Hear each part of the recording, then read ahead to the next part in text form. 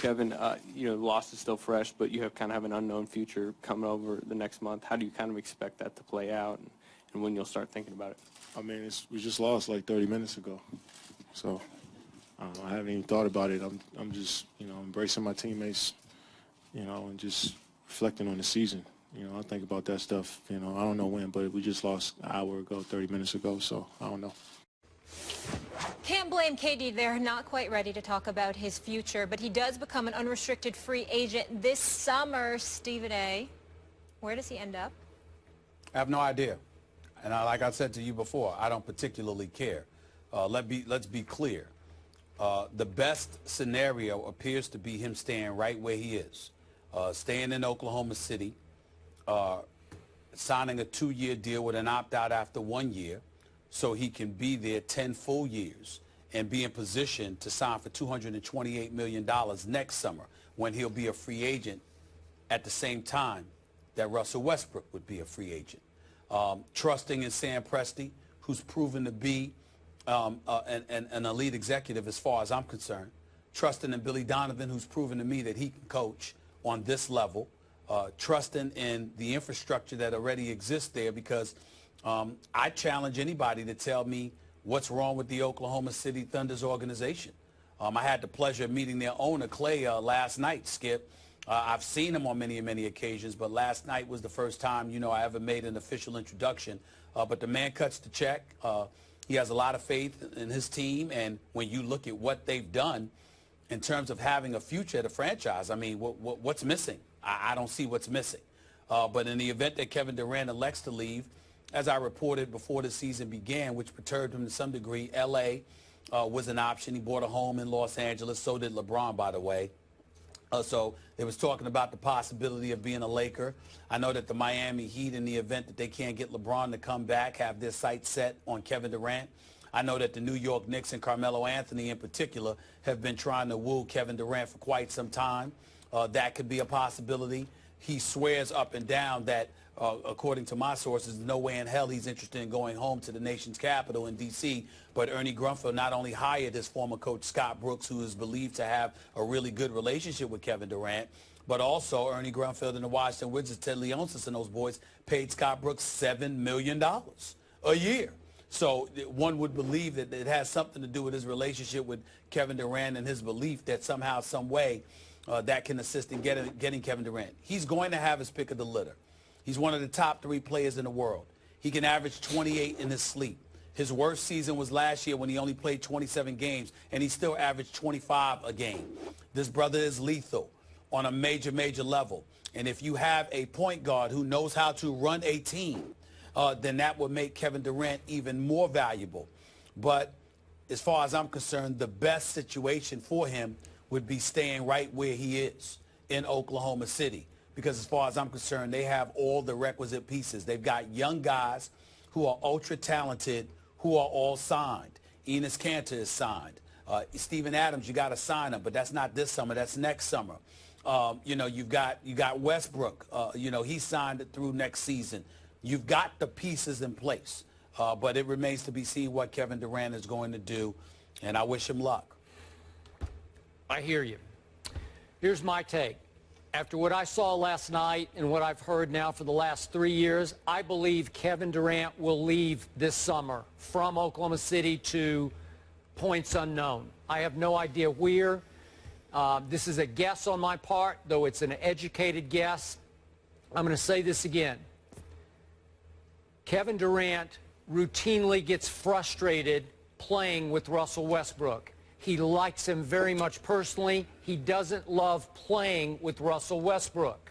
So to your point, the only thing that I could see that would keep Kevin in Oklahoma City beyond money is that Sam Presti soon presents Kevin with a point guard option, like you said, a Mike Conley Jr. or some, who knows what could happen.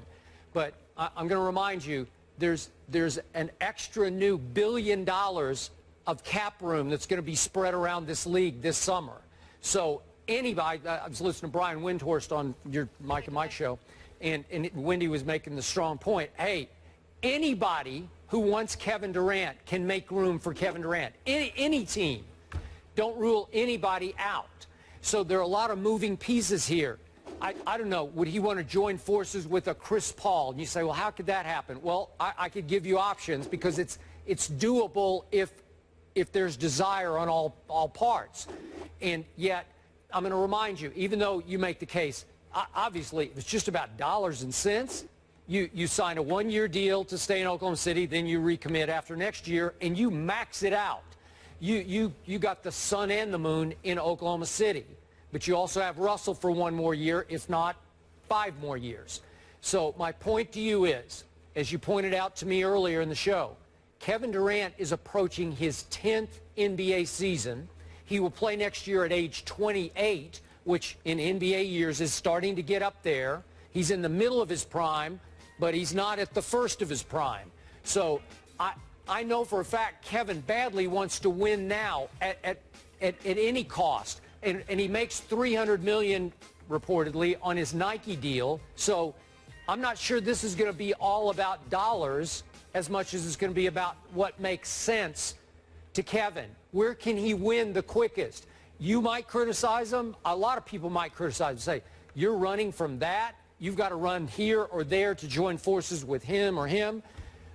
We saw LeBron do it, and you made the point yesterday. He had other problems, other issues that he was facing in Cleveland when he left and took his talents to South Beach. But I think Kevin, if the right opportunity arises, I don't know, I'm not wishing for this, but it could be San Antonio. Heck, in the end, it could even be Golden State. It could be somewhere where he just says, I want to be part of that because I want to feel what it feels like to win a championship. That's just me. Well, let me tell you this. First of all, you just beat San Antonio, number one. Yep. Secondly, Golden State, one could legitimately argue you lost to Golden State because of you. You could. So if you beat San Antonio, and one could argue that you lost to Golden State because of you and how, you made some mistakes. Obviously, Russell Westbrook made a bevy of mistakes as well down the stretch in Game 6. It wasn't just Kevin Durant. But, again, the expectation is with Kevin Durant. We all assume that Russell Westbrook is going to have a mental hiccup at some point in time. You don't anticipate that Kevin Durant will be incapable of doing some things when it counts most and playing differently than how we know him to play. He was looking for himself in Game 6 and 7. You're Kevin Durant. You're a superstar. You're supposed to know yourself. You're supposed to find yourself in a game like that. So you legitimately are the reason you didn't win in Game 6 and Game 7. And so how is it that you're going to be the reason, or a big reason why you lost to Golden State, obviously a big reason why you beat San Antonio, but then you're going to go to one of those two teams? That doesn't make any sense. To me, the only move that would make sense if Kevin Durant wanted to really, really leave is either go to Miami because you're the future of that franchise. You would be the future, or go home to D.C. because there's nothing wrong with anybody going home. No. Outside of that, you stay in OKC. But again, he can do what he wants. We all know this. And what I was always told throughout the season is that if he didn't win the chip, he was looking to go elsewhere because, again, when you think about future opportunities as it pertains to the business of basketball, when you're not seen and recognized as a champion, it hurts. It hurts you marketing-wise. It hurts you image-wise. It hurts you legacy-wise. And even though the money may not indicate it, in the end, it's a reality. And by the way, it's a reality that not only he needs to grab a hold of, Melo does as well. Because you know how much I love me some Carmelo Anthony. I'm sick and tired of his behind getting paid, and he ain't winning. He needs to waive that no-trade clause, get the hell out of New York, and get with LeBron in Cleveland or Chris Paul in L.A., or somehow get Kevin Durant to come to New York so he doesn't have to leave. But Melo just sitting back and accepting his subpar circumstances is really beginning to grate my nerves, to be quite honest with you. Okay. It really is. All right, so back to Kevin Durant. Why would he keep repeating the same cycle? Why would he say, okay, I keep failing with Russell for whatever reason, maybe my fault, maybe his fault, maybe co-blame. Why would I do it again next year? What if they lose to Golden State in 7 again next year because Russell creates or commits a record number of turnovers in the Western Conference Finals? You'd say, Well, that's the definition of insanity. You know, you just keep doing it over and over again, and nothing gets changed because everybody sits back and says, you're so talented. You might have the most talented team in the NBA. It doesn't work. And at some point, Kevin has to accept this doesn't click for whatever reason. My fault, his fault, our fault.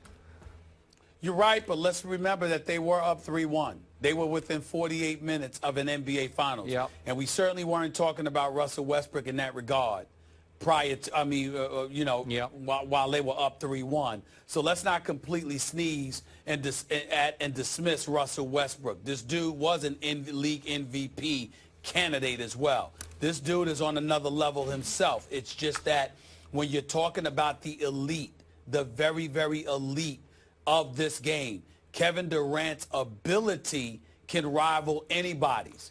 But the problem is he doesn't close. Mm-hmm. And when you don't close, particularly against the elite, then you have second-tier status in the upper echelon category. And that's where Kevin Durant is on this particular day, because I'm here to tell you right now, no one will ever forget that meltdown in Game 6. That's going to stay with Kevin Durant for a very, very long time. Okay, and last quick point. Russell Westbrook had 4 turnovers in the last 139 of Game 6, so I'm not going to forget that either. Just for the record. Yeah, I'm just saying that it's. Okay. I'm just saying that it's predictable with him. All right. You knew that that's possible with him. 2 of those plays, Skip, was him inbounding the basketball. I know. Yep. I agree. It's a given. They forgive, but they don't forget. You expect more from Kevin Durant. All right, Stephen A., you're doing my job for me. He brought up closing. So Steph Curry doing what he does, obviously, last night. The man so clutch. But where does he rank all time amongst closers? That is the discussion next. Another hour of First Take coming up. That's about.